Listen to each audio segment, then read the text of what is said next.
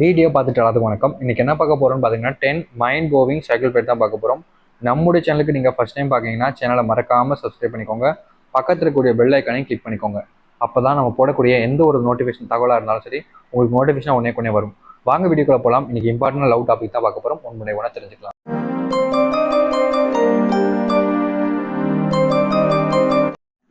நீங்கள் ஒரு ஆணை விரும்பி அந்த ஆண் உங்களை விட்டு விலகுகிறார்கள் என்றால் நிச்சயம் அவருடைய வாழ்க்கையில் வேறு ஒரு நபர் வந்திருக்க அதிக வாய்ப்புகள் உள்ளன. ஒரு ரிலேஷன்ஷிப்ல இருக்கும்போது ஒருத்தங்க அவங்கள விட்டுட்டு வெளியே போறாங்கனாலே அதுக்கு மோஸ்ட் ஆஃப் த காரணமா இருக்கக்கூடிய ஒரு விஷயம் என்னன்னா, அவங்க ரிலேஷன்ஷிப்ல நீங்க இருக்கும்போது வேற ஒருத்தவங்க வந்திருப்பாங்க. அதனாலதான் அவங்க அவங்கள விட்டுட்டு போறாங்க.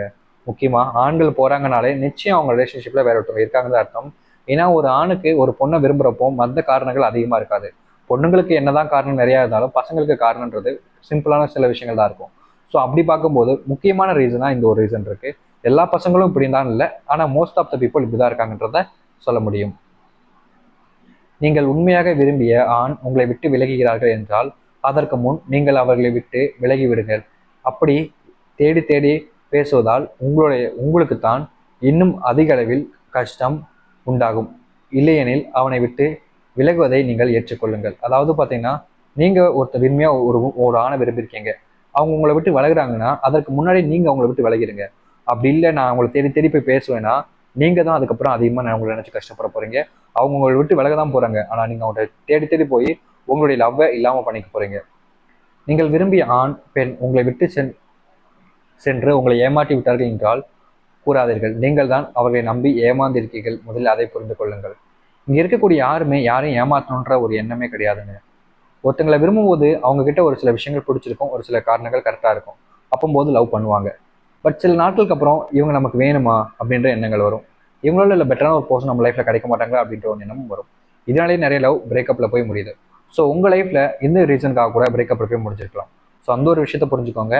ஐ மீன், நீங்க விரும்பக்கூடிய ஆண் உங்களை ஏமாத்துறது இல்லை, நீங்க விரும்பக்கூடிய பெண் உங்களை ஏமாத்துறது இல்லை. நீங்களே அவங்கள நம்பி உங்களை ஏமாத்திக்கிறீங்க, நீங்களே ஏமாந்துக்கிறீங்க. இதுதான் சிம்பிளான ஒரு விஷயம். நீங்கள் காதலித்த ஆண் பெண் உங்களை விட்டு சென்று விட்டார்கள் என்று கவலைப்பட வேண்டாம். அதிலிருந்து நீங்கள் கொள்ளுங்கள் ஒவ்வொரு விஷயத்தையும். அதாவது பார்த்தீங்கன்னா, நிறைய நபர்லாம் இப்போ லவ் பிரேக்கப் ஆயிடுச்சுனாலே ரொம்ப கஷ்டப்பட்டு அதுலேயே முடங்கிடுறாங்க, அந்த ஒரு வாழ்க்கையை முடிச்சுக்கிறாங்க. நீங்கள் ஒரு விஷயத்த புரிஞ்சுக்கோங்க. நீங்கள் லவ் பண்ணியிருக்கீங்க, உங்களுடைய மனசுல அதை வச்சுக்கோங்க, தப்பு இல்லை. ஆனால் அதுலேயே நினச்சிக்கிட்டு அப்படியே வாழ்ந்துடாதீங்க. ஏன்னா அவங்க உங்களை ஏமாத்திட்டு போயிருக்காங்க. அப்படி ஏமாத்தி போனவங்கள நீங்கள் ஏன் நினைக்கணும்? ஏமாத்தின அவங்களே உங்களை நினைக்கல, ஏமாந்த நீங்கள் மட்டும் ஏன் அவங்க நினைக்கணும் அப்படின்னு சொல்லிட்டு மறந்துட்டு உங்கள் லைஃப் வாழ பாருங்க.